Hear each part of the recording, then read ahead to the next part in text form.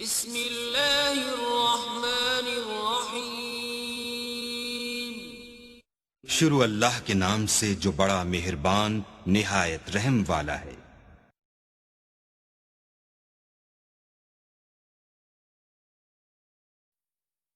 حضرت عبداللہ ابن عباس غالباً بیٹھے تھے تو آپ کے پاس کوئی تابعی بیٹھے تھے، تو اچانک آپ نے فرمایا تمہیں جنتی عورت نہ دکھاؤں؟ انہوں نے کہا جی دکھائیے۔ تو کہا وہ جو سیاہ رنگت کی خاتون گزر رہی ہے یہ جنتی ہے۔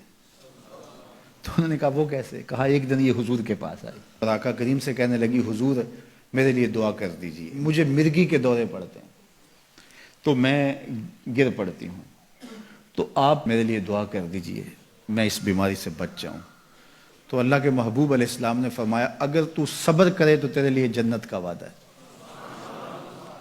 آپ کہو تو میں دعا کر دیتا ہوں تم ٹھیک ہو جاؤ گی، لیکن اگر تم صبر کرو تو جنت کا وعدہ ہے۔ تو اس نے کہا ٹھیک ہے مجھے منظور ہے، جنت وعدہ ٹھیک ہے، لیکن جب میں گرتی ہوں تو میرا پردہ کھل جاتا ہے، عورت ذات ہوں، چلو ٹھیک ہے بیماری رہے گروں بھی لیکن اتنی دعا تو کر دیں کہ پردہ نہ کھلے۔ تو اللہ کے محبوب نے فرمایا ہاں یہ دعا میں کر دیتا ہوں۔ کہا کہ مرگی کے دورے سے اب بھی پڑھتے ہیں، اب بھی گر جاتی ہے لیکن اللہ اس کے پردے کی حفاظت کرتا ہے۔ اللہ اکبر! تو پردہ کتنی اہم چیز ہے اور ہمارا دین ہمیں اس کی تلقین کرتا ہے کہ تمہارا حیا نہیں لٹنا چاہیے، تمہارے پردے کی حفاظت رہنی چاہیے۔ حیا دین ہے اور حیا کے ساتھ اسلام کا تعلق کتنا گہرا ہے کہ یہ دونوں جڑی ہوئی چیزیں ہیں، ایک رخصت شے ہوتی ہے تو دوسری بھی رخصت ہوتی ہے۔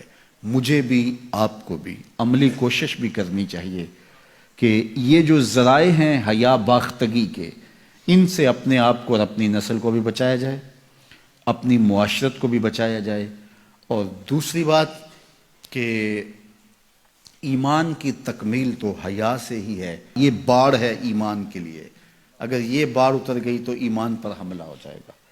تو ہم مغرب کی نقالی میں اس کو ترقی نہ سمجھیں، اگر حیا باختگی لباس مختصر بلکہ اتار دیا جانا یہ ترقی اور کامیابی ہوتی تو پھر تو کعبہ اللہ کا ننگے طواف لوگ کیا کرتے تھے، وہ ترقی یافتہ ہوتے۔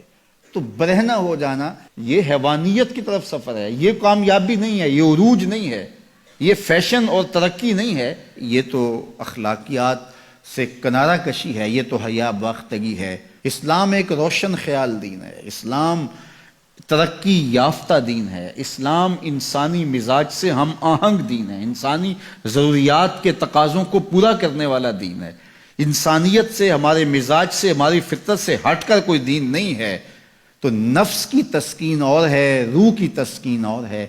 تو جوانی کے دور کے اندر نوجوان کی زندگی کے کچھ ترجیحات ہوتی ہیں لیکن بعد کے اندر وہ خود سمجھ رہا ہوتا ہے کہ میں یہ غلط ہوں۔ آج مغرب پریشان ہے کہ انہوں نے جوانی کے 4 ایام تو اپنی خواہشوں میں اسیر ہو کے گزار لیے لیکن ان کے بڑھاپے کی تلخیوں کو آپ نہیں جانتے کیا ہے۔ تو مغرب کے سانچے میں ڈھلنے کی کوشش نہ کرو۔ وہ اقبال نے کہا تھا نئی تہذیب تکلف کے سوا کچھ بھی نہیں، چہرہ جو نہ روشن ہو کہ تو کیا حاجت گلگو نہ فروش۔ اندر کچھ ہو ہی نہ اور اوپر میک اپ کیا ہوا ہو تو وہ تو کبھی اترے گا، جب اترے گا تو نیچے سے کیا بلا نکلے گی۔ تو یہ مغرب کی تہذیب ایک میک اپ ہے، جب اترتا ہے تو نیچے سے بلائیں برآمد ہوتی ہیں، اور وہ بڑھاپے میں جا کے ان کی حالت دیکھو کہ وہ کتنی تلخ عجیب اور پریشان کن زندگی گزار رہے ہیں۔ لیکن مومن کی زندگی میں بظاہر تلخیاں بھی ہوں لیکن اس کا چہرہ روشن ہی آپ کو دکھائی دے گا اگر وہ اسلام کے دیے ہوئے اصولوں کے مطابق چلتا ہے۔ تو مشرق کو کبھی بھی مغرب کی نقالی نہیں کرنی چاہیے۔ مغرب تو اس مصیبت سے جان چھڑانا چاہتا ہے لیکن ان کی معاشرت اس طرز کی بن گئی ہے کہ جان چھوٹنے نہیں پا رہی، اور جہاں سے وہ نکلنا چاہتا ہے وہاں سے ہم داخل کیوں ہونا چاہتے ہیں۔ تو میری بیٹی، میری بہن، تو مغرب کی بیٹی نہیں ہے، تو مشرق کی شہزادی ہے۔ تیرا برقع، تیری چادر، تیرا حجاب تیری آبرو کا پہرا ہے، جب تو سمٹتی ہے تو معاشرہ پھیلتا ہے۔ تیرا حیا ہی تیری زندگی کا تیور ہے اور یہی تیرا نور ہے، اور نوجوان کی آنکھوں کے شرم و حیا کے تلے